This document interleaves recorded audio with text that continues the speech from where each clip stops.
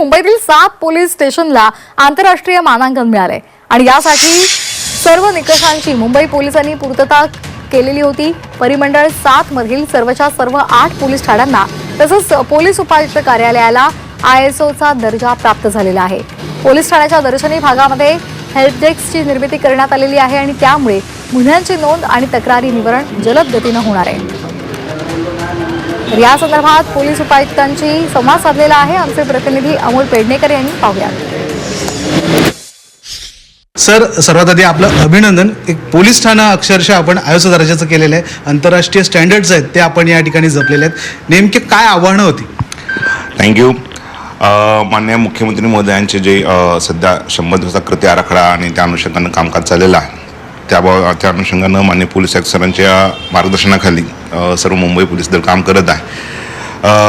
ह्या 100 दिवसांमध्ये जास्तीत जास्त म्हणजे जनताभिमुख पोलीस प्रशासन करण्याचे निर्देश आहेत आणि त्या अनुषंगानं बऱ्याचशा उपाययोजना करण्यात येत आहेत। आता आपण तुम्ही पाहाल की पोलीस स्टेशनमध्ये बराचसा कायापालट आहे, स्वच्छता आहे, टापटीप आहे, लोकांना आपण जे व्हिजिटर मॅनेजमेंट आहे, तक्रार निवारण आहे, ह्या सगळ्या गोष्टी जे चाललेल्या होत्या मागच्या 3 महिन्यामध्ये आहे आणि त्या अनुषंगानं की एक त्या लेवलचं इंटरनॅशनल स्टँडर्डचं जे आहे की कामकाज करावं हे मुख्यतः हा 100 दिवसामध्ये उद्देश आहे आणि त्याच अनुषंगानं मग ISO सर्टिफिकेशन करणं याबाबत सर्वच पोलीस स्टेशनला प्रोत्साहित केलेलं होतं। त्या अनुषंगानं परिमंडळ 7चं ऑफिस आणि झोनमधील आजपर्यंत जे आहे 8 पैकी 7 पोलीस स्टेशनला ISO सर्टिफिकेट मिळालं आहे।